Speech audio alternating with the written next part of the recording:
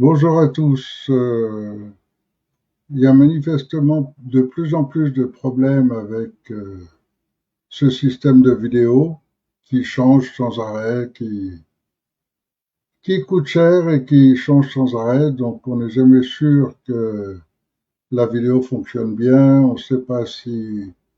Bon, peu importe. Ce soir, c'est un peu particulier et pour de bonnes raisons. Donc je vous laisse d'abord écouter cette vidéo et je vais la commenter au fur et à mesure.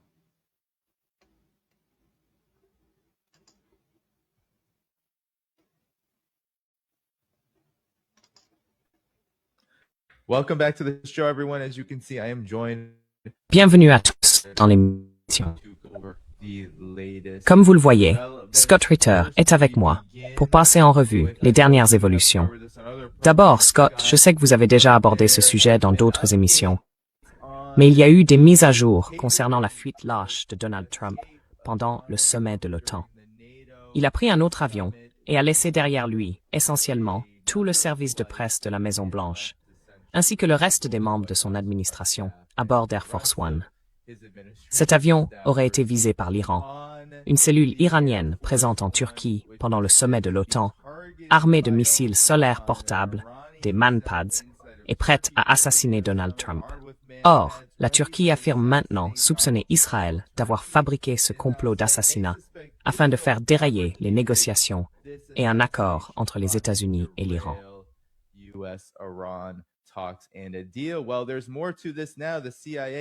Eh bien, il y a désormais davantage d'éléments.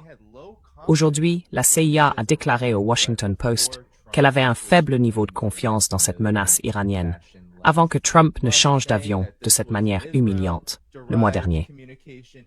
Elle a indiqué qu'il s'agissait d'une communication et d'un complot venant d'Israël, avec très peu de réalité derrière tout ça. Eh bien, autre information, cette histoire continue d'empirer. L'USS Abraham Lincoln, les 5000 marines et marins présents sur ce porte-avions ont été confrontés à un incident d'automutilation et à une crise majeure à bord. Il y aurait des troubles, des pénuries, des conditions qui se dégradent, des rotations interminables. Et ce déploiement de plus de 200 jours devrait maintenant prendre fin après une bagarre, selon l'Iran. Il y aurait eu une bagarre à bord après la visite d'un conseiller du CENTCOM.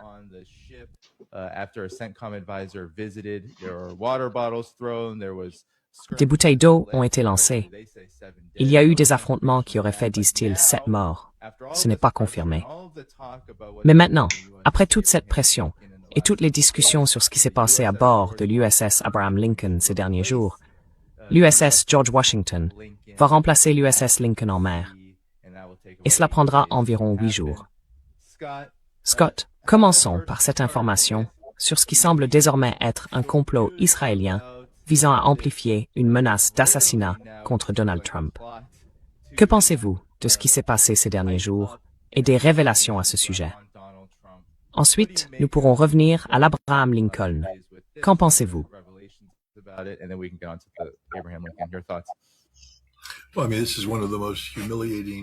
Eh bien, je veux dire, c'est l'un des épisodes les plus humiliants de l'histoire d'un président américain.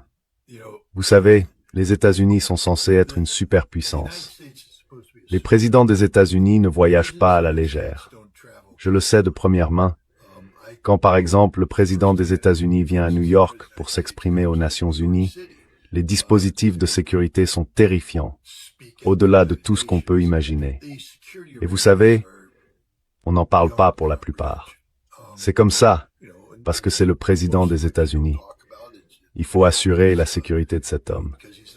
Mais vous savez, la communauté du renseignement américain est entièrement mobilisée pour détecter les menaces visant le président des États-Unis. Et quand le président des États-Unis se déplace à l'étranger, ce n'est pas quelque chose qui s'improvise.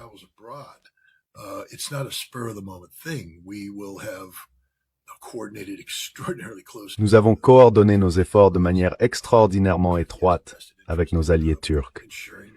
La Turquie a tout intérêt à garantir la sécurité du président et de tous les autres participants à un événement aussi important qu'un sommet de l'OTAN, afin qu'ils puissent travailler en toute sécurité. Et vous savez, nous ne sommes pas nés de la dernière pluie. Nous savons comment ils opèrent. Nous les observons depuis longtemps. Et nous comprenons aussi que le président voyage en période de conflit et qu'il y a des pays qui pourraient chercher à lui nuire. Donc l'idée que le président se soit rendu à Ankara et que soudainement, sans crier gare, une menace d'une telle gravité soit apparue, au point que le président s'humilie dans cette ridicule histoire de chariot de restauration.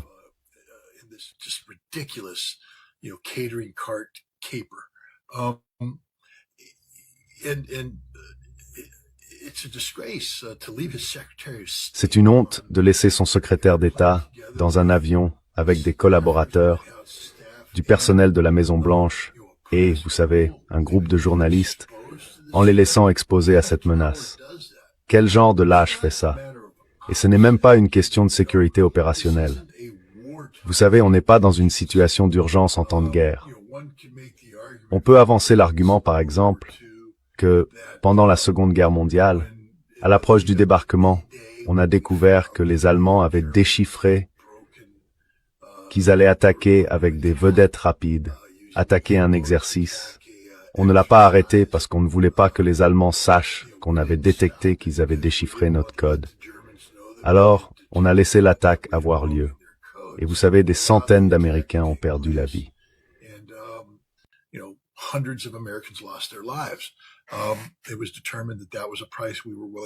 Il a été décidé que c'était un prix que nous étions prêts à payer pour préserver les codes. Mais nous ne préservions rien du tout.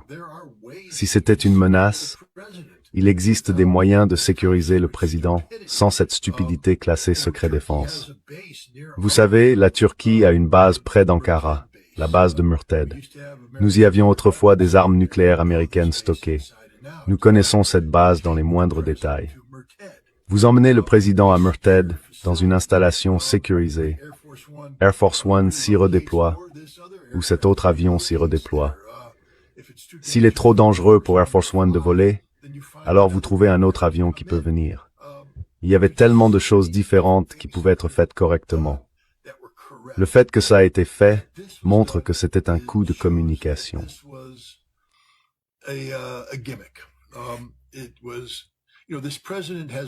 Vous savez, par le passé, ce président s'est rendu coupable de s'appuyer presque exclusivement sur les renseignements israéliens. En fait, nous sommes entrés en guerre contre l'Iran à cause de renseignements israéliens.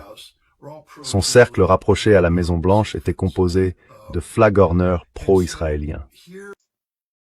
En deux mots, puisque on a un dirigeant qui se prend pour le monde et se veut être le maître du monde par la force armée, du fait qu'on a une marionnette facile à manipuler, ça explique qu'effectivement, c'est bien les Sabbatéens qu'il contrôle. C'est donc Israël qui se sert de Trump. Et donc, cette soi-disant menace n'avait aucun sens, puisque les Iraniens sont parfaitement conscients que s'ils déclenchent un processus contre Trump lui-même, ce serait en faire un martyr et réunir tous les Américains ensemble contre l'Iran. Alors que le jeu actuel est tout à fait profitable aux Iraniens. Donc je continue parce que il y a d'autres parties plus intéressantes. Caserne.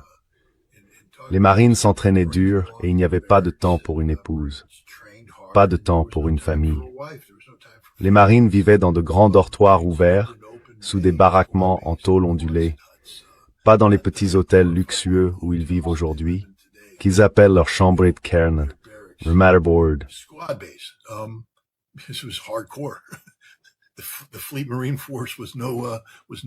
La Fleet Marine Force, ce n'était pas une plaisanterie. Mais quand vous partiez en déploiement, vous y alliez à fond. Je veux dire, vous partiez pour 6 mois et vous le saviez. Et vous saviez aussi que des imprévus pouvaient survenir et prolonger cette durée. Et vous étiez prêt à ça. En fait, vous le souhaitiez dans vos prières.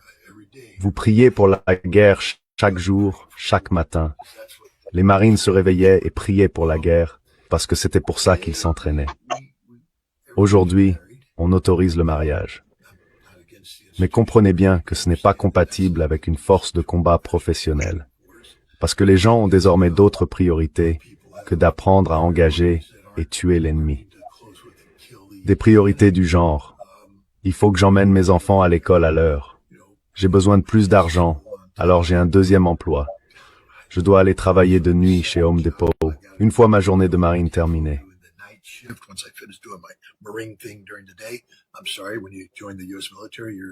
Je suis désolé, mais quand vous vous engagez dans l'armée américaine, vous êtes soldat, marin, aviateur, marine, membre des gardes-côtes ou guardian, 24 heures sur 24, 7 jours sur 7. Vous n'avez pas droit à un deuxième emploi. Mais aujourd'hui, ils en ont un. Ils en ont tous un. Et les commandants le tolèrent parce que, bien sûr, il faut prendre soin de ses personnels. Et quand on est déployé aujourd'hui, vous savez, il y a un calendrier. On en parle. On dit, bon, qu'est-ce que vous allez faire pour votre scolarité? Quand mon père a fait carrière dans l'armée de l'air. On déménageait quand on devait déménager. J'ai quitté l'école en plein milieu de l'année scolaire à chaque fois que j'allais à l'école. Enfin, je commençais une année scolaire et l'année suivante, le gouvernement disait « Vous partez d'ici ». Et je partais. Ils s'en fichent. Ils se fichent de mes amis. Ouais, ils se fichent que je joue dans une pièce de théâtre à l'école, que je fasse du football ou de quoi que ce soit d'autre.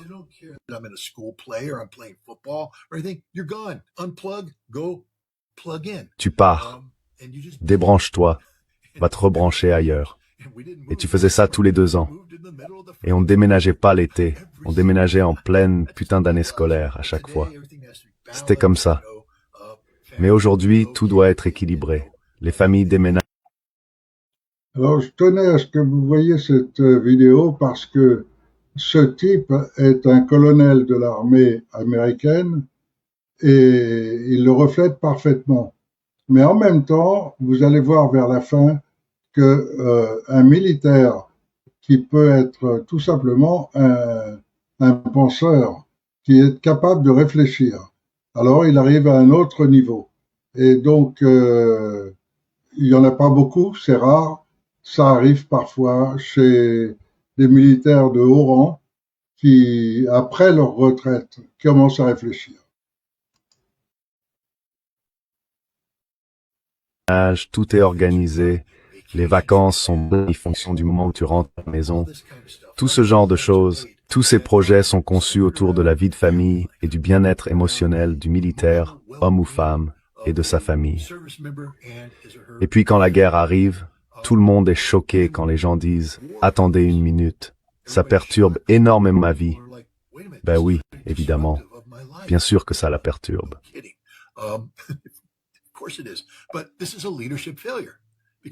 Mais c'est un échec de leadership, parce que vous n'avez pas préparé vos marins à cette éventualité.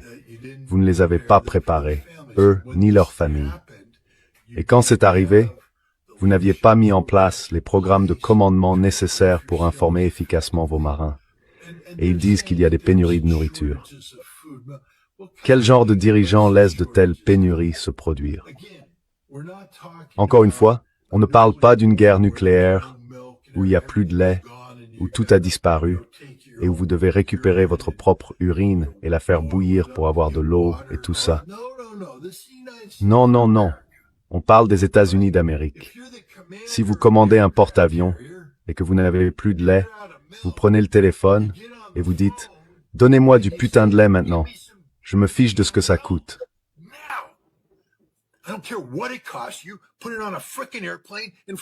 Vous le mettez dans un foutu avion et vous l'acheminez jusqu'ici. Je veux du lait au petit déjeuner demain, parce que le moral de mes marins en dépend. Ce sont des gars. N'oubliez pas que les porte-avions, ce sont des villes. Et le travail qu'ils font, vous ne voulez pas que les gens fassent n'importe quoi. C'est pour ça qu'on prend soin de ces marins à bord. Vous savez, il faut les maintenir. Il faut que leur état d'esprit reste concentré sur la mission. Donc, vous les nourrissez bien. On a toujours bien nourri nos troupes, toujours sur un navire. Les marins mangeaient bien, et on ne tombe pas à court de nourriture. Il n'y a aucune excuse à ça. Zéro excuse. Et la marine le sait. La marine sait comment faire. Ça fait toujours qu'on approvisionne les navires en nourriture. Donc là, c'est tout simplement un échec abysmal du commandement.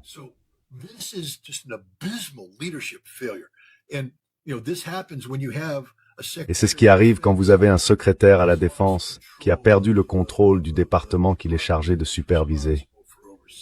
Il passe plus de temps à courir avec des idiots, à faire du développé couché et à faire ce genre de choses, plutôt qu'à s'asseoir pour s'assurer que les fondamentaux sont réglés en priorité. Tous les chefs militaires le savent, les munitions, les pansements et les vivres. Les vivres, les vivres.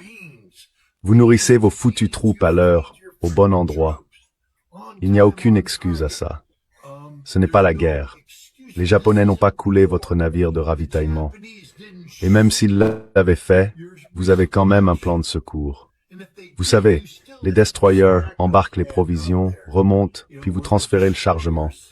Vous faites tout ce qu'il faut. Mais ça ne peut pas arriver.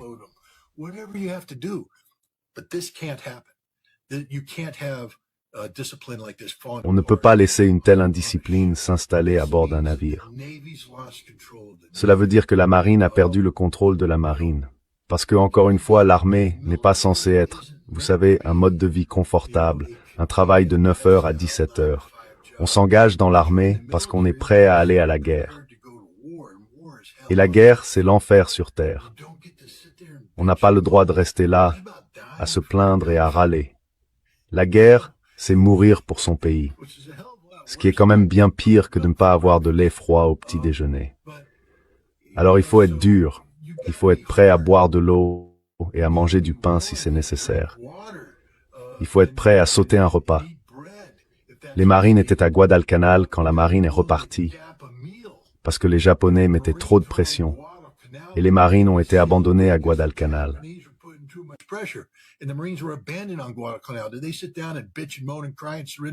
Ils se sont assis pour se plaindre, gémir, pleurer, baisser les bras et se lamenter. Non. Ils ont tenu bon et ils se sont battus jusqu'à ce que la marine décide de revenir leur apporter des ravitaillements. Vous savez, cette armée est molle comme tout. Molle comme tout. Je n'ai absolument aucune sympathie pour les marins de l'Abraham Lincoln. Aucune. Oui, il y a une défaillance du commandement. Mais vous savez quoi? Soyez des professionnels. Soyez des professionnels. Vous vous êtes engagés pour ça. Quand vous avez levé la main, c'est ce que vous avez dit vouloir faire. Et maintenant, c'est devenu réel. Et quoi, vous vous plaignez parce que vous avez été en mer? Vous savez, pendant la Seconde Guerre mondiale, ces gars-là étaient dehors en permanence, ils ne pouvaient pas rentrer chez eux. Mais encore une fois, la faute revient au système. Le système a ramolli ces marins. Et c'est tout simplement un effroyable manque de discipline à tous les niveaux.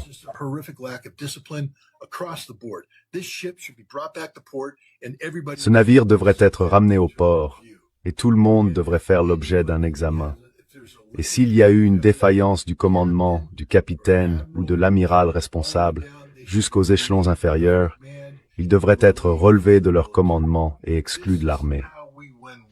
Ce n'est pas comme ça qu'on gagne des guerres. C'est comme ça qu'on les perd. Il faut que cela serve de leçon. Je sais que ce n'est probablement pas la réponse que les gens veulent entendre. Ils veulent m'entendre parler de compassion pour ces pauvres marins. Hors de question. Aucune. Vous vous êtes engagés. Vous avez prêté serment. C'est volontaire. Vous saviez dans quoi vous engagiez. Donc je n'ai absolument aucune compassion pour eux. C'est encore un acte honteux. Je ne pense pas qu'ils devraient être là. Je ne suis pas d'accord avec ce qu'ils font. Je ne suis pas d'accord avec la mission. Mais ce n'est pas une excuse. Vous êtes dans cette putain de marine. Faites votre putain de travail et arrêtez de vous plaindre et de geindre.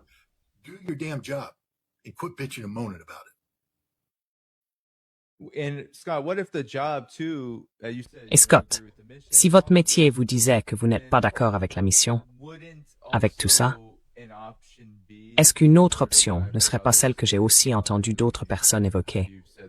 Et je crois que vous l'avez dit vous-même. Ne suivez pas des ordres illégaux. Ne suivez pas des ordres qui, vous savez, vont à l'encontre des intérêts des États-Unis que vous dites défendre. of the United States, which you said you're defending? No. Is it? There's no such thing as don't follow an order that's counterintuitive. Il n'existe pas de règle du genre. Ne suivez pas un ordre qui va à l'encontre des intérêts des États-Unis. Ce n'est pas aux marins d'en décider, d'accord? Et quand vous dites n'obéissez pas aux ordres illégaux, il faut être très prudent, parce qu'un ordre illégal, c'est, vous savez, torturer un prisonnier de guerre.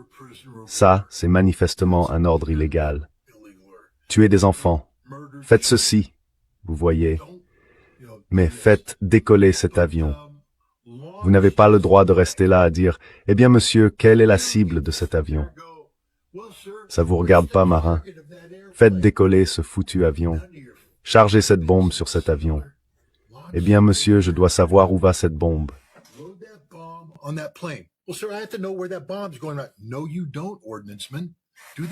Non, c'est pas à vous d'en décider. Ordonnance. Faites ce putain de boulot. Vous voyez, là-dessus, il faut être vraiment très prudent. Parce que tout ordre donné par l'armée est présumé légal à première vue, sauf s'il est manifestement illégal. On ne va pas avoir des débats constitutionnels au niveau tactique. Et ce n'est pas parce que vous n'êtes pas d'accord avec la guerre, moi non plus, je ne pense pas qu'on devrait bombarder l'Iran, que ça change quoi que ce soit.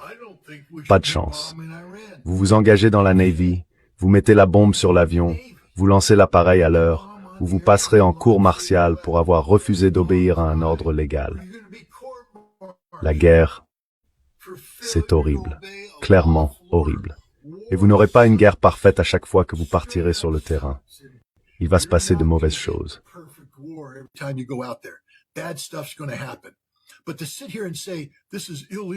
Mais restez là à dire « c'est illégal », bla bla bla. Vous n'avez pas le droit de prendre cette décision en tant que marin, sauf si c'est évident. Si je vous dis « exécutez ce prisonnier », vous avez le droit de dire « non monsieur, c'est un ordre illégal ». Si je vous dis « faites subir le supplice de la baignoire à ce prisonnier », non monsieur, c'est un ordre illégal. Si je vous dis « tirez sur ces civils », non monsieur, c'est un ordre illégal. Vous avez le droit de faire tout ça. Levez-vous à 5 heures du matin. Monsieur, ça viole mon droit constitutionnel. Non, c'est pas le cas. Levez-vous à 5 heures, prenez votre petit déjeuner à 5h30, soyez sur le pont d'envol à 6 heures, prêt à passer à l'action, et obéissez à tous les ordres que je vous donne.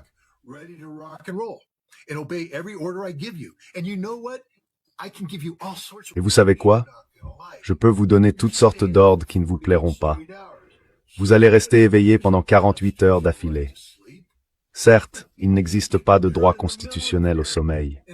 Vous êtes dans l'armée, en période de conflit. Les gens doivent comprendre que le service militaire est difficile. Ce n'est pas censé être facile. Et laissez tomber ces foutaises constitutionnelles, sauf s'il y a une violation flagrante.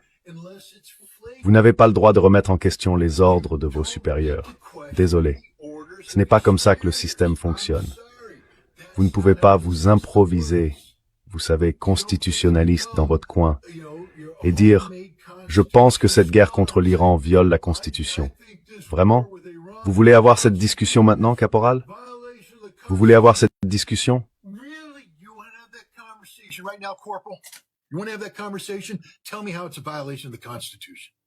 Dites-moi en quoi c'est une violation de la Constitution. Entrons dans le sujet. Franchement, tous les gens là-dedans disent que c'est illégal. Le Congrès des États-Unis a accordé au président des États-Unis l'autorité au titre des pouvoirs de guerre.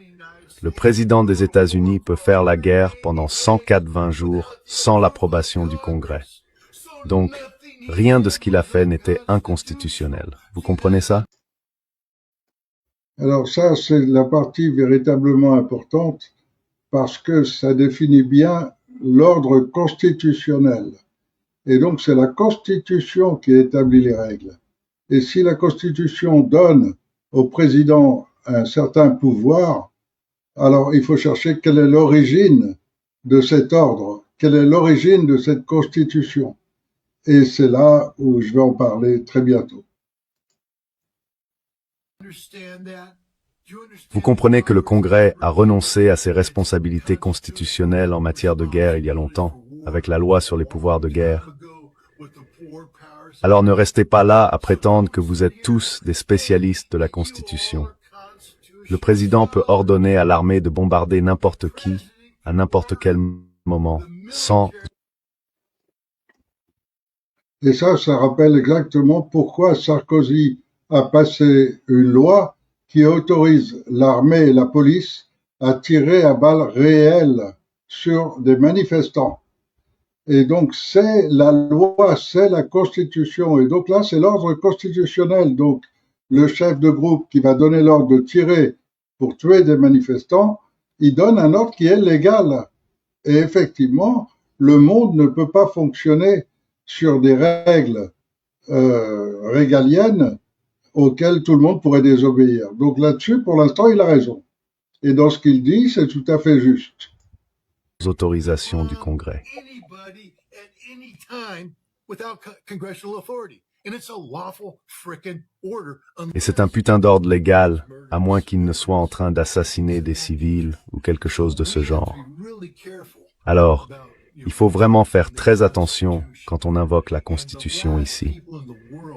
Et les dernières personnes au monde qui peuvent lever la main et dire « Je ne ferai pas ça parce que c'est anticonstitutionnel », ce sont les soldats, les marins, les aviateurs et les marines.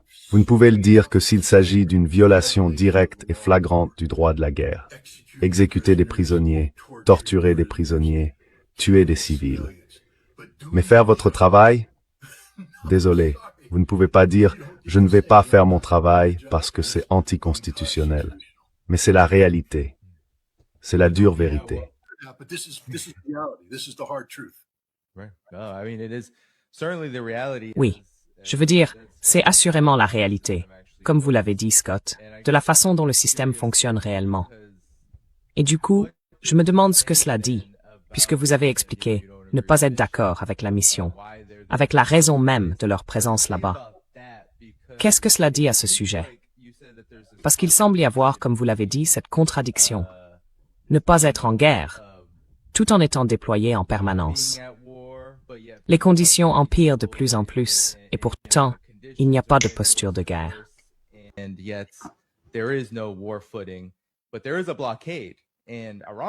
Mais il y a un blocus, et l'Iran considère ce blocus comme une guerre. C'est pour ça qu'ils sont là, n'est-ce pas? Ils sont là pour faire respecter le blocus. Donc ma question, au fond, c'est qu'est-ce que cela dit de la posture militaire globale des États-Unis? Parce que maintenant, l'Iran dit qu'il va passer à l'offensive, qu'il va tenir jusqu'en 2029. Ils n'ont aucun problème avec le fait que les États-Unis continuent à faire semblant d'être en guerre, ou de ne pas être en guerre, ou quoi que ce soit de ce genre.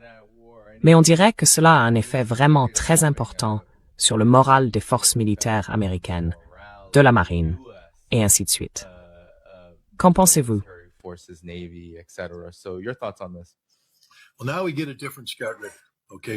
Eh bien là, c'est une discussion différente, d'accord?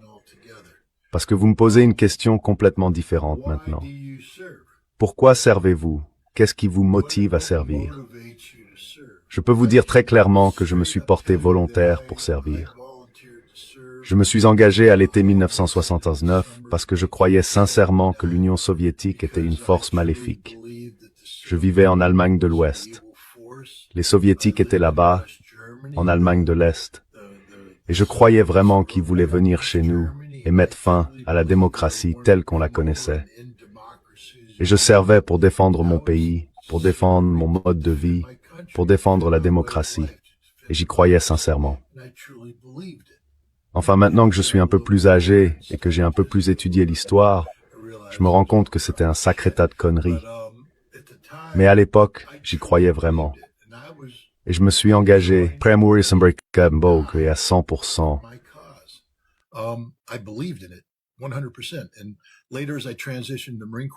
Et plus tard, quand je suis passé dans les marines, j'ai continué à croire que nous étions du côté du bien.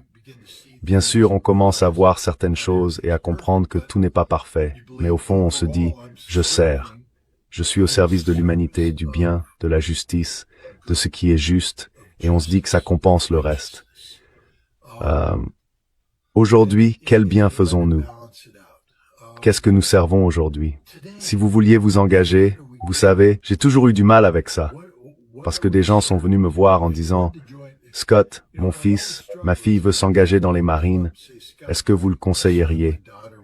Et je leur répondais « Ils doivent avoir une longue et difficile conversation avec eux-mêmes. Ils doivent comprendre qu'ils prêtent serment à la Constitution, qu'ils servent la nation, pas le président, mais qu'ils doivent obéir aux ordres du président. »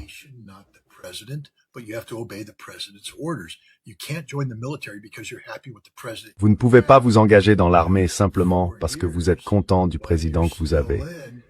Parce que dans 4 ans, alors que vous serez toujours engagé, vous pourriez avoir un président que vous ne soutenez pas.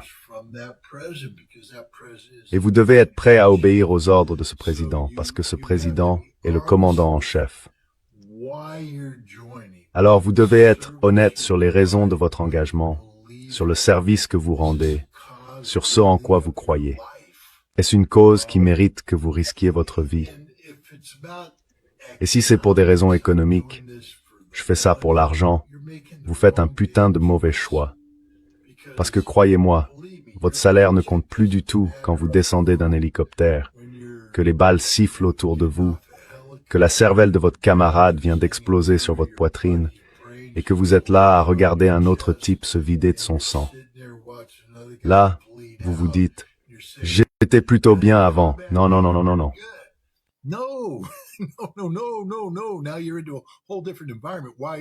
Là, vous entrez dans un environnement complètement différent. Pourquoi êtes-vous là?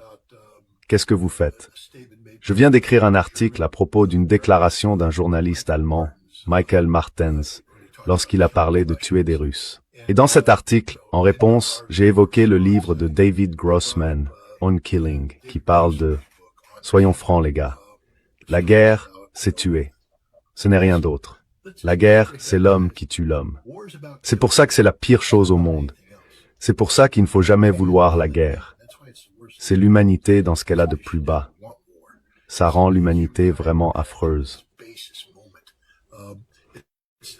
Et ce que disait Grossman, et c'est en quelque sorte la bonne nouvelle, c'est que la grande majorité des soldats de la Seconde Guerre mondiale n'ont pas tiré avec leurs armes. Et quand ils l'ont fait, beaucoup ne visaient même pas.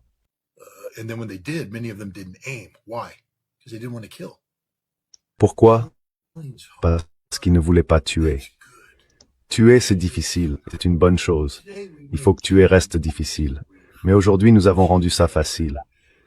Nous avons modifié notre entraînement, nous l'avons fait. Mais le résultat, quand on rend le fait de tuer facile, c'est que, comprenez-le bien, quand on amène des gens à tuer, ils sont brisés pour la vie. Puis ils reviennent, et c'est fait. C'est toute la réalité de la guerre. Alors je n'arrête pas de leur dire, comprenez bien que si vous vous engagez dans les marines, que vous partez à la guerre et que vous tuez, vous ne serez plus jamais le même. Et les parents doivent comprendre que le petit Johnny ne sera plus jamais le même. Ça ne veut pas dire que le petit Johnny sera brisé pour toujours, mais le petit Johnny ne sera plus jamais le même.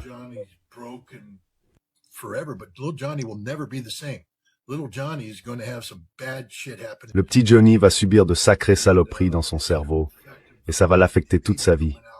Il pourrait devenir alcoolique, il pourrait battre sa femme, il pourrait devenir toxicomane, il pourrait devenir criminel. Ça va le briser. Le petit Johnny est parti marcher au combat, il ne rentrera pas à la maison. Mais même dans ce cas-là, parfois, il faut se dire, d'accord, c'est le prix que je suis prêt à payer pour le bien commun. Je défends le bien commun. Quel bien commun défendez-vous aujourd'hui? Et c'est ça la question. Et la réponse, c'est qu'il n'y a pas de bien commun aux États-Unis aujourd'hui. Le serment que vous prêtez, le serment de service, c'est l'envers la Constitution.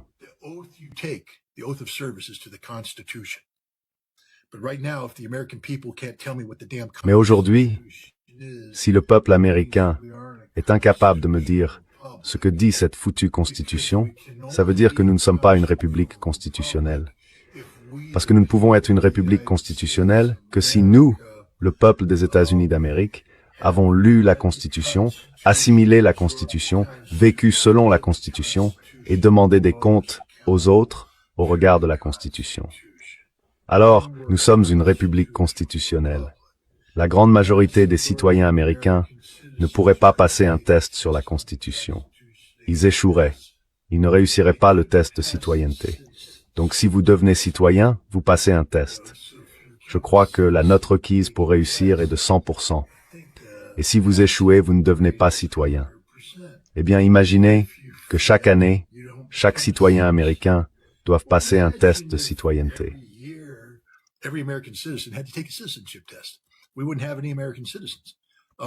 Nous n'aurions plus aucun citoyen américain. Donc, d'emblée, les gens qui s'engagent aujourd'hui dans l'armée, ils servent quoi? Absolument rien. Parce que c'est pas les États-Unis d'Amérique. C'est autre chose.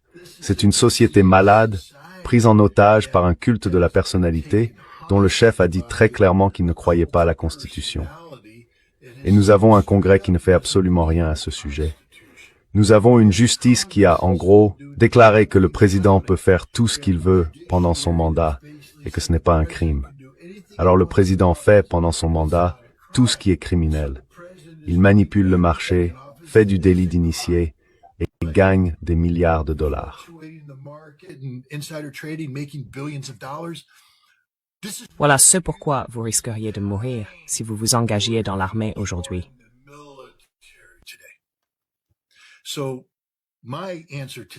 Donc aujourd'hui, ma réponse à quiconque me demande « Est-ce que vous conseilleriez à quelqu'un de s'engager dans l'armée ?»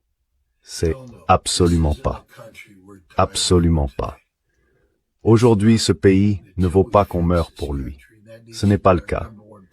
Et tant qu'on n'aura pas réparé ce pays, et ça doit être notre priorité numéro 1, je ne conseillerais à personne de mourir pour ce pays. Et je conseillerais à tous ceux qui sont sur l'Abraham Lincoln, le George Washington, et sur tous les navires là-bas, de partir dès que leur engagement arrive à expiration, qu'ils se barrent. Et je conseillerais à tous ceux qui envisagent de s'engager dans cette armée, d'y réfléchir longuement et de ne pas le faire. Parce que tout ce que vous ferez, ce sera servir une société brisée. Ce n'est pas le rôle de l'armée de sauver l'Amérique, c'est le rôle des citoyens de sauver l'Amérique. Et lorsque nous, le peuple des États-Unis d'Amérique, aurons repris nos esprits, réparé tout ça et fait de notre société une société qui mérite d'être défendue, alors je dirais, engagez-vous et servez. Mais pour l'instant, je ne mourrai pas pour ce pays. Pas pour ce pays. Ce pays est brisé.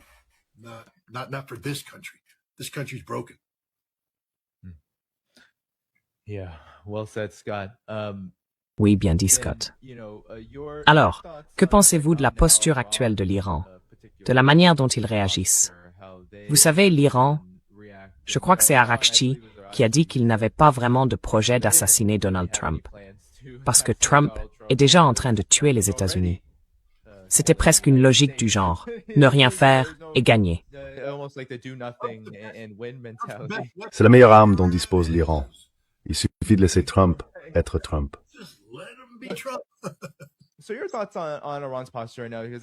Alors, que pensez-vous de la position de l'Iran en ce moment? Parce qu'ils disent qu'ils vont simplement continuer, qu'ils n'ont de toute façon pas encore atteint leur objectif final. Ils ne parlent même pas de discussion autour d'un quelconque protocole d'accord ou quoi que ce soit de ce genre. La situation s'est vraiment dégradée et cela se reflète maintenant dans les prix du pétrole. On les voit soit se maintenir, soit grimper encore et encore. Sans parler du fait que, comme vous l'avez peut-être dit, la société est brisée, l'armée est brisée. Et aux États-Unis aussi, chaque mois de plus en plus de gens méprisent cette guerre, ne pensent pas qu'elle mérite d'être menée, et estiment qu'il n'y a aucun objectif que les États-Unis vont réellement atteindre dans ce conflit. Alors, que pensez-vous de la position de l'Iran, compte tenu de ces réalités sur le terrain? Your thoughts on Iran's position given these factors on the ground? Eh bien, d'abord, il faut simplement être, encore une fois, honnête. L'Iran n'a pas commencé cette guerre. D'accord? Et si vous voulez entrer dans le détail, l'Iran faisait en réalité tout son possible pour éviter cette guerre. Donald Trump avait présenté le programme nucléaire iranien comme une menace justifiant une guerre.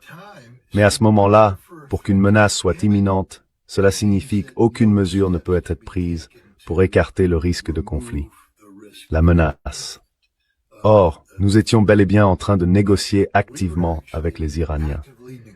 Et de fait, le 27 février, nous avions un accord entre les mains du ministre omanais des Affaires étrangères qui se rendait aux États-Unis pour finaliser cet accord. Il aurait réglé toutes les questions encore en suspens concernant le programme nucléaire iranien, que Trump disait représenter une menace existentielle justifiant une guerre.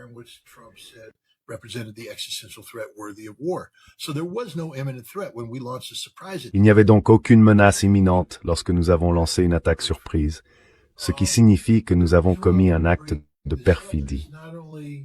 Et si je veux le souligner, c'est que non seulement l'Iran n'a pas déclenché cette guerre, mais la manière dont cette guerre a commencé était, vous savez, un acte d'infamie commis par les États-Unis. Encore une fois, regardez l'histoire des États-Unis.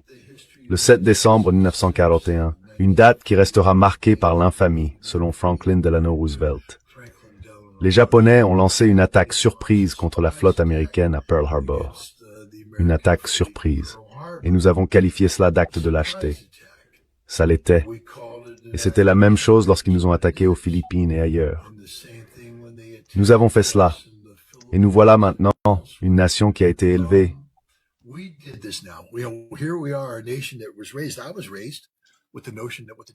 J'ai grandi avec l'idée que ce que les Japonais ont fait le 7 décembre était une chose horrible. J'ai vécu à Hawaï. Je suis allé au mémorial de Pearl Harbor, et cela résonne en moi. Alors aujourd'hui, mon pays est devenu ce que nous avons condamné, ce que nous avons méprisé. Nous sommes une nation qui mène des attaques surprises en utilisant la diplomatie comme couverture. C'est un acte de perfidie. Et si j'en parle, c'est parce que l'Iran est la partie lésée, la partie qui a subi un préjudice ici. La bonne nouvelle pour l'Iran, c'est qu'ils savaient plus ou moins que cela allait arriver. Ils s'y attendaient et s'y étaient préparés. Et ils étaient mieux préparés à la guerre que nous, les États-Unis. Et l'Iran a prévalu dans ce conflit. La position iranienne maintenant, c'est que cela doit s'arrêter tout de suite.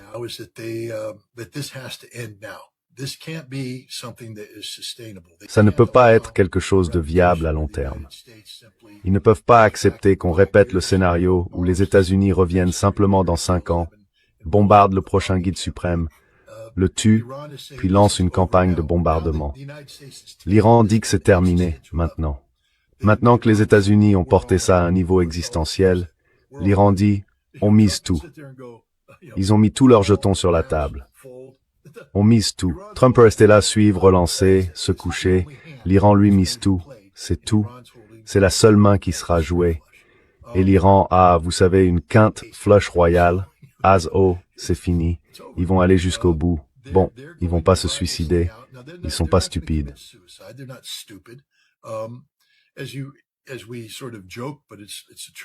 Comme on le dit un peu en plaisantant, mais c'est la vérité.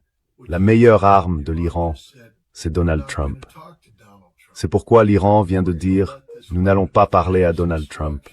Nous allons laisser cette arme de destruction massive agir contre le peuple des États-Unis pendant encore 2 ans et contre le monde pendant encore 2 ans. Et nous allons simplement nous asseoir et dire, allez vous faire voir, faites ce que vous avez à faire, c'est fini. Nous ne jouons plus à ce jeu, parce que le problème, ce sont les États-Unis. L'Iran a besoin que les États-Unis quittent le Moyen-Orient. Les États-Unis sont un cancer au Moyen-Orient, ou une composante du cancer plus vaste qu'est Israël. Mais l'Iran veut que les États-Unis partent et n'acceptera rien d'autre que cela.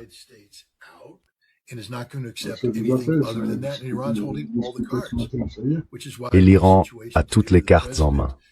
C'est pourquoi nous sommes aujourd'hui dans une situation où le président cherche désespérément une porte de sortie. Vous savez, toute cette histoire de mur d'acier dont il parle, du blocus, il n'y a pas de mur d'acier. Comprenez-le bien. Regardez une carte de la mer d'Arabie et imaginez 16 navires en patrouille. Quelle zone peuvent-ils contrôler? Même si vous leur donnez des hélicoptères pour effectuer des patrouilles, et que vous avez d'autres avions, comment 16 navires pourraient-ils constituer un mur d'acier? Ils ne le peuvent pas, surtout quand ils s'approchent des côtes iraniennes. Les navires iraniens les couleront. Ils doivent donc rester loin des côtes iraniennes, ce qui crée une immense zone tampon, où les navires peuvent longer le littoral et contourner le mur d'acier. Voilà.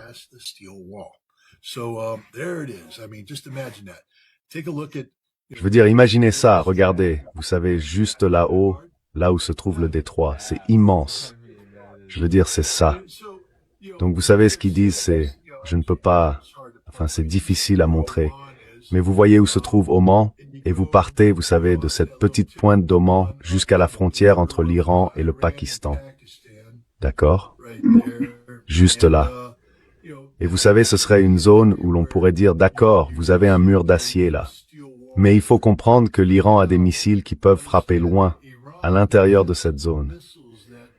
Donc notre mur d'acier ne monte que jusqu'à la moitié. Et à mesure qu'il se rapproche, ce n'est pas vraiment la moitié.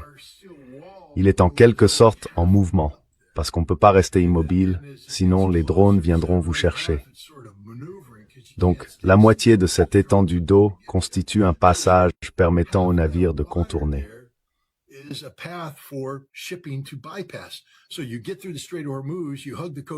Donc, vous passez le détroit d'Ormuz, vous longez la côte iranienne, et tout à coup vous êtes au Pakistan en train de décharger dans un port, ou alors vous contournez l'Inde pour aller en Chine. On n'a rien besoin de voler, c'est la réalité. Mais le président peut vendre ça à un public américain bête à manger du foin, et ils vont l'avaler. Et c'est donc ce que fait le président. Il dit, je contrôle le détroit d'Ormuz, parce que rien ne peut entrer ni sortir du détroit d'Ormuz sans passer à travers mon mur d'acier. Bon, c'est un mensonge. Mais le peuple américain n'est pas assez intelligent pour reconnaître ce mensonge. Donc il peut régler le problème du détroit d'Ormuz. Qui contrôle le détroit d'Ormuz? Il dira aux Américains, c'est moi qui le contrôle. Et donc, je peux partir tant que mon blocus est en place. Les Iraniens, eux, disent, eh bien, votre blocus est nul. Alors gardez-le en place.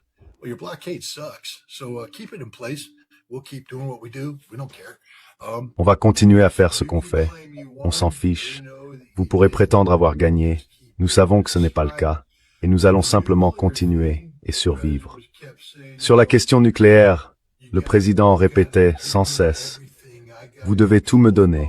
Je dois tout contrôler. » Et les Iraniens répondaient, « Va te faire voir. » Et maintenant, le président en est arrivé au point où quelqu'un est venu lui dire, « Hey, dis simplement que tu as gagné.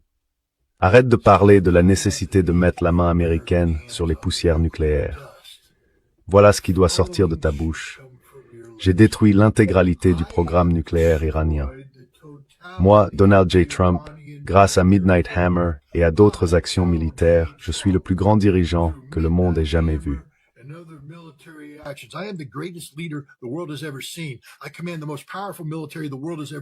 Je commande l'armée la plus puissante que le monde ait jamais vue.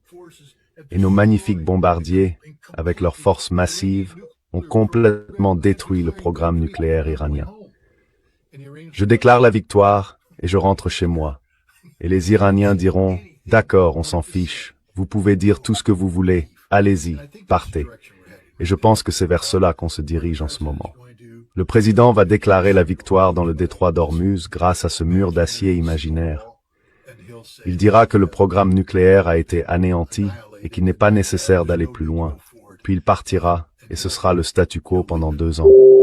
Et finalement, ce qui va se passer, c'est que plus personne n'en aura quoi que ce soit à faire.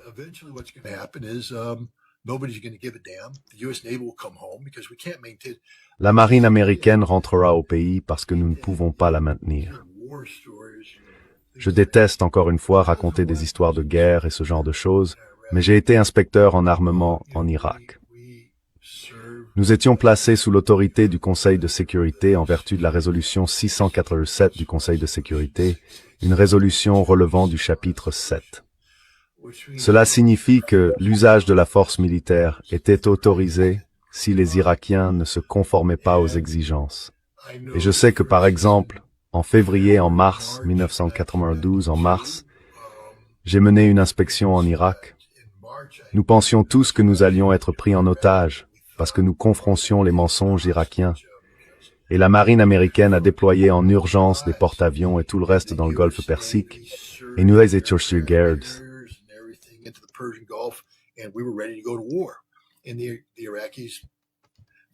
les Irakiens ont fini par comprendre et ont coopéré, et la flotte est rentrée. À l'été 1992, nous avons eu une crise au ministère de l'Agriculture, où nous avons encerclé ce que nous pensions être les archives liées aux armes de destruction massive.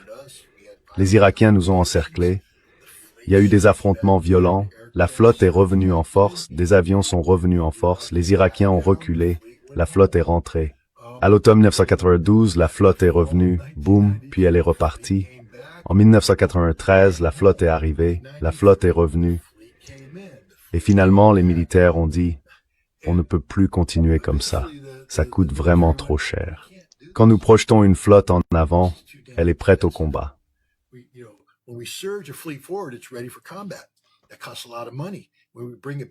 Ça coûte énormément d'argent. Quand on les ramène, tous ces problèmes disparaissent. Mais il faut tout recommencer. Donc on dépense des milliards de dollars dans un cycle qui n'aboutit jamais à un moment décisif. À l'heure actuelle, nous n'avons plus de budget opérationnel, nous l'avons entièrement épuisé. C'est pour ça que le Pentagone demande 350 milliards de dollars supplémentaires à cause de cette guerre. En ce moment, certaines de nos unités ne s'entraînent pas, parce que l'argent destiné à l'entraînement est affecté au maintien de ces forces en déploiement. C'est un modèle qui n'est pas viable. Pete Hegseth devrait être limogé pour ce qu'il fait ici. Il faut ramener ces navires au pays et revenir à, vous savez, ce qui ressemble à la normale. Parce que c'est comme ça qu'on peut se le permettre. C'est pour ça que notre budget de défense est si élevé. Parce que qu'on le gaspille dans des choses stupides comme celle-ci.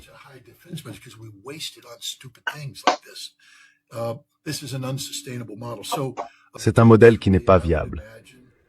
Donc à un moment donné, j'imagine qu'après les élections de mi-mandat, quand le président n'aura plus besoin de maintenir cette apparence de victoire, la marine rentrera, tout simplement, discrètement chez elle. Et un jour, on se réveillera, et il n'y aura plus de mur d'acier. Et personne ne s'en souciera. Personne ne s'en souciera, parce qu'en réalité, ça n'a jamais vraiment eu d'importance. Et les Iraniens continueront simplement à faire ce qu'ils font, à renforcer leurs liens. Et au bout du compte, les États-Unis quitteront discrètement le golfe Persique. Et je pense que c'est ce qu'on va voir. Ce sera juste l'une de ces choses qui... Écoutez, combien de personnes savent que, là, en ce moment, l'armée américaine se retire complètement d'Irak le 30 septembre? Ça n'a pas été annoncé partout.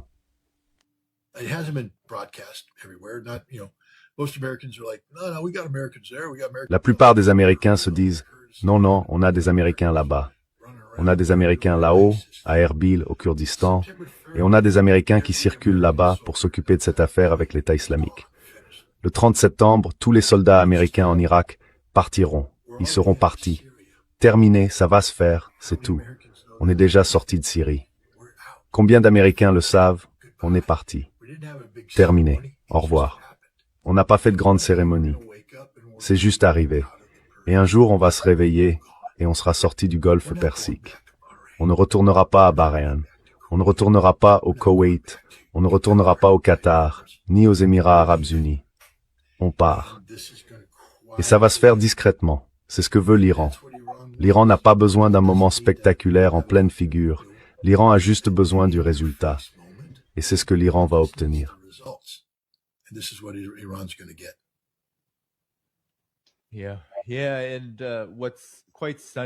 Oui.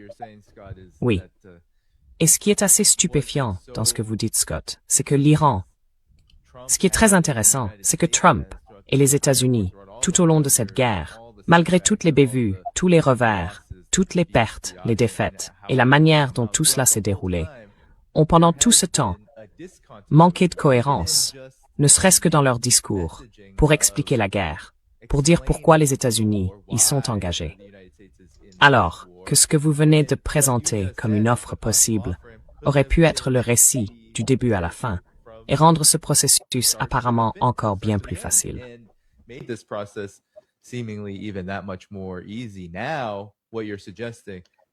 Ce que vous proposez est bien plus difficile, dans la mesure où l'histoire offre beaucoup de failles dans lesquelles on peut s'engouffrer.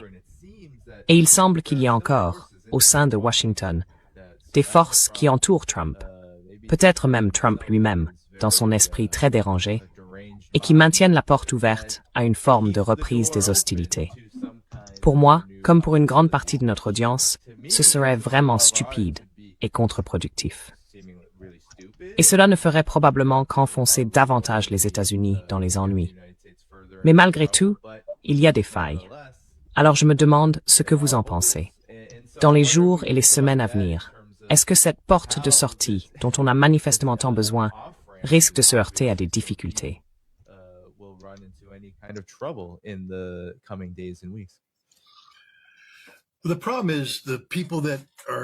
Le problème, ce sont les gens qui plaident pour la poursuite de ce conflit, principalement le camp pro-israélien. Parce qu'Israël, vous savez, on pourrait presque avoir pitié des Israéliens. Pas vraiment. Mais enfin, réfléchissez-y. Ils ont passé des décennies à essayer d'amener un président américain à faire la guerre à l'Iran. Des décennies. Et ils ont fini par en trouver un assez idiot pour le faire. Et ça n'a pas marché. Et maintenant, il va partir. Ils n'auront plus jamais un président américain qui fera la guerre à l'Iran. C'est fini. La porte s'est refermée sur cette affaire. Alors ils sont désespérés à l'idée de maintenir Trump activement engagé en Iran. Ils sont désespérés de faire ça.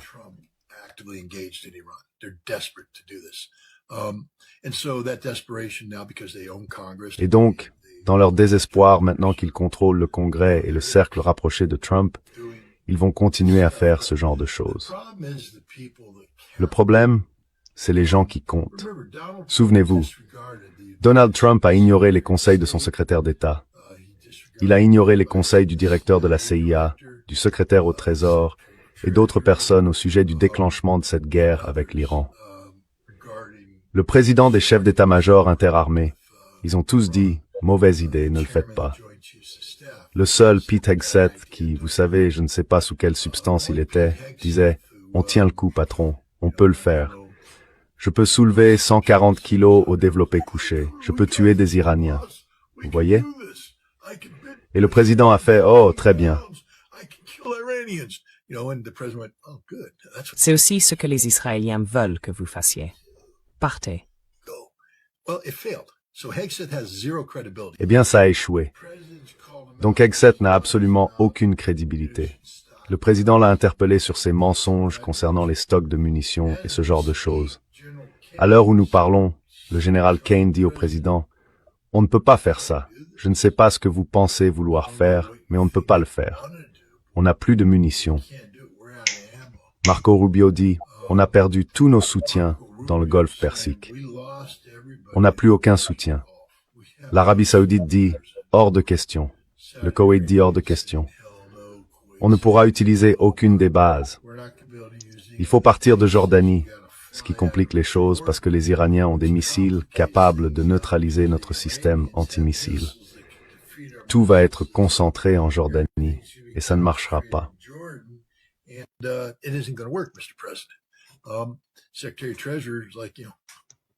Le secrétaire au Trésor dit en gros, vous savez, rien de tout ça ne marche. Et le directeur de la CIA, c'est pareil. On va pas pouvoir renverser le gouvernement maintenant. Ils ont plus ou moins arrêté toutes nos cellules et elles sont mortes. Donc tous ceux qui comptent disent non. C'est important parce qu'il y a des élections de mi-mandat qui arrivent et vous savez, certaines de ces personnes peuvent être convoquées devant le Congrès et interrogées. Le président ne peut donc pas balayer d'un revers de main les conseils de son cercle rapproché, pas en ce moment. Et je ne parle pas du cercle ultra restreint, vous savez, de la folie de Stephen Miller ou de Sébastien Gorka. Pourquoi Sébastien Gorka est-il autorisé à entrer?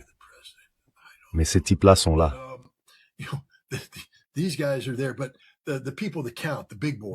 Mais ceux qui comptent, les poids lourds, disent non. Et le président ne peut pas aller contre eux. Donc je pense qu'on est aujourd'hui dans une situation où les États-Unis ne peuvent rien faire. Il n'a aucune possibilité d'entrer en guerre. La seule chose qui pourrait se passer, c'est de gagner du temps et de dire bon, on va reconstruire. Mais l'industrie américaine de la défense est tellement dysfonctionnelle que même si vous y injectez tout l'argent dont vous parlez, vous n'obtiendrez pas ces armes avant des années. Des années. Et d'ici là, nous devrions avoir un changement de direction politique et, espérons-le, une direction qui reviendra à l'idée que faire la guerre à l'Iran est une très mauvaise chose.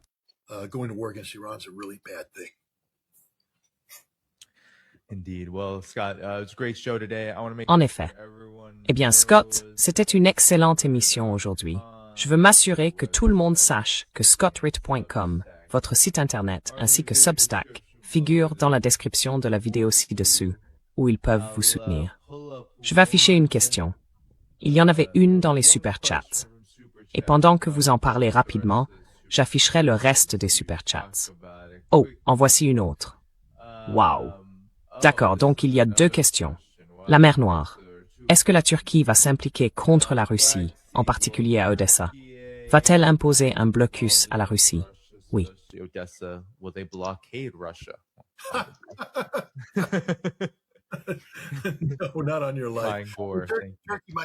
Pas question.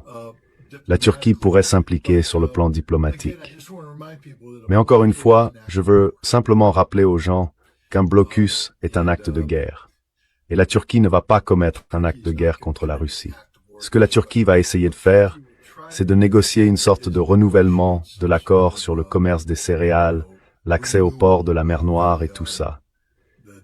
Mais la Russie en a fini avec ça. Et la Turquie n'a aucune carte à jouer sur ce dossier. Donc non, la Turquie ne va pas. Ils vont rester là à discuter et tout le reste, mais ils ne vont rien faire à ce sujet.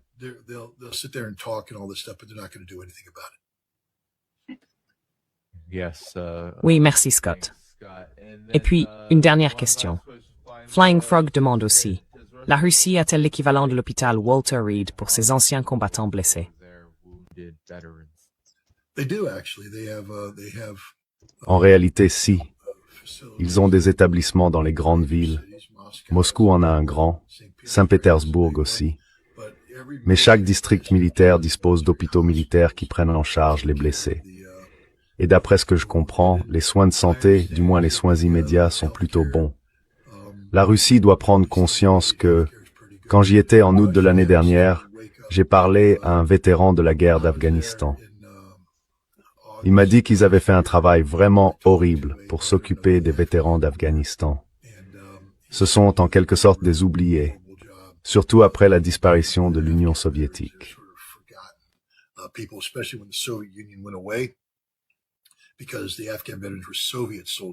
Parce que les vétérans d'Afghanistan étaient des soldats soviétiques. Et maintenant, la Russie disait « ce n'est pas notre guerre, ce n'est pas notre affaire ». Mais ensuite, il y a eu l'ancien conflit tchétchène, et ils ne se sont pas bien occupés des Tchétchènes. Et ça crée des dissensions. Mais les deux guerres restent relativement petites par rapport à ce qui se passe en Ukraine. Aujourd'hui, en Ukraine, il y a un nombre important de blessés qui ont besoin d'aide, et un nombre important de personnes qui ont servi. Et Vladimir Poutine a tout fait pour dire que ceux qui ont servi dans l'opération militaire spéciale sont l'avenir de la Russie. Il y a donc une forme de montée en puissance politique des vétérans.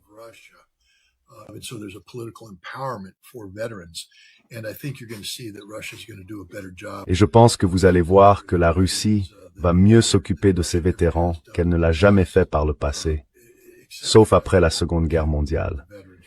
Je veux dire, les vétérans étaient très respectés. Mais, vous savez, je pense aussi que les Russes feront un sacré boulot pour s'occuper de leurs vétérans, bien meilleur que ce que nous ferons pour les nôtres. Vous savez, ces gens qui reviennent de ces déploiements, ils ne vont pas bien se réadapter à la société. Ils n'y arriveront pas. Et il n'y a pas de normalité à laquelle ils puissent revenir. Beaucoup vont tomber dans l'alcoolisme ou la toxicomanie. Ils vont perdre leur emploi, leurs familles vont les abandonner et ils vont finir à la rue.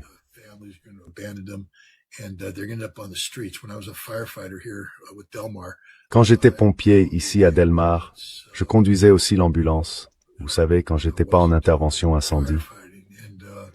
Et chaque hiver, on sortait. On avait nos habitués, des vétérans du Vietnam sans abri. On les ramassait dans la rue, gelés de froid, et on les emmenait à l'hôpital des anciens combattants, où on les réchauffait, On leur donnait un repas chaud, puis il fallait les laisser repartir. Et puis, 2 semaines plus tard, on les ramassait de nouveau. On continuait à les ramasser jusqu'au jour où on arrivait et qu'ils étaient morts. Voilà comment on s'occupe de nos vétérans de la guerre du Vietnam. C'est écœurant. Et on fait la même chose avec les vétérans de la guerre du Golfe, avec les vétérans de la guerre contre le terrorisme. Vous savez, après le 11 septembre, tout le monde disait « Oh, que Dieu bénisse nos troupes ».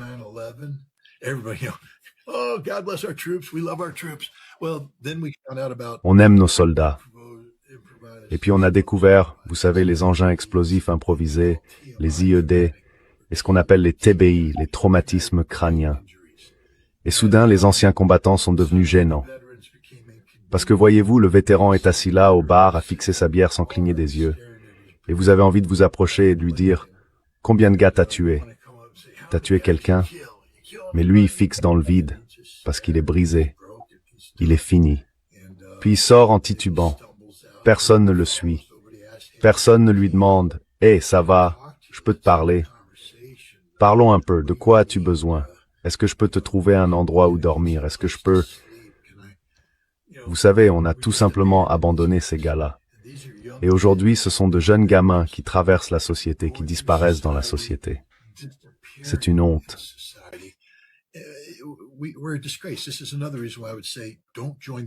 C'est une autre raison pour laquelle je dirais, ne vous engagez pas dans l'armée, parce que votre pays ne vous apprécie pas. Votre pays se moque de vous dans votre dos. Beaucoup d'entre eux, en tout cas. Et ceux qui prétendent vous soutenir ne le feront pas. Demandez-vous qui va changer votre poche de colostomie quand vous rentrerez, parce que c'est ce qui va vous arriver. Vous allez partir là-bas et vous allez vous prendre une balle dans le ventre. Elle va traverser votre colonne vertébrale. Vous allez donc vous retrouver cloué dans un fauteuil, à chier dans une poche et à pisser dans une poche. Et qui va la changer? Posez-vous la question. Et si vous ne pouvez pas y répondre, ne vous engagez pas dans l'armée. Parce que vous savez qui va changer votre poche de colostomie? Personne, à part vous. Et vous allez tout foutre en l'air. Et avant même de vous en rendre compte, il y aura un tas de merde par terre. Et c'est pas high scoring.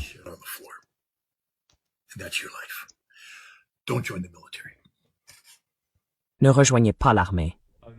Sur ce, Scott, tout le monde, cliquez sur le bouton « J'aime ». Assurez-vous de le faire, parce que ça aide à donner plus de visibilité à l'émission une fois qu'on a terminé ici.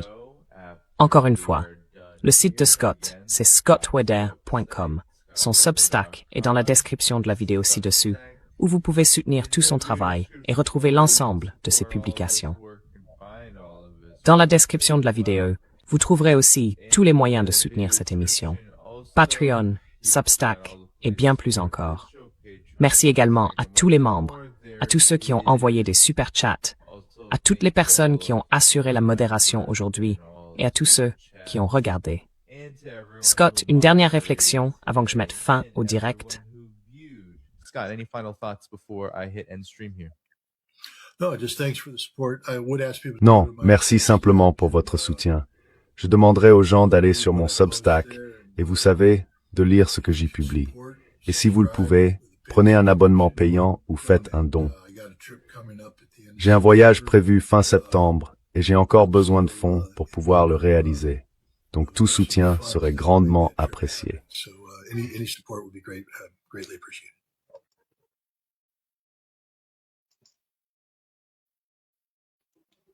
Voilà, je vais pas plus loin et je vous dis à vendredi prochain.